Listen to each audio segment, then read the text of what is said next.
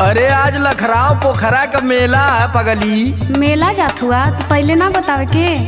तोके कुछ बताए के करी। सुना एक ठे चीज चाहत रहला। तोर हरदम घटला रहला कुछ न कुछ, जब देखा तब कपारे पे कचर कचर। अब तनी से सुना ना। तहू आज अपन सुनाई ले। वही मेलवा में से ना गुरैया जलेबी लेते आया। अरे गुरैया जिलेबी लेबी न देवी, गुरैया जिलेबी। अभी ये कुल कहबा हम जानत रहनी है, लेकिन तब वो मन कैला कह देनी। सुना सुनावा।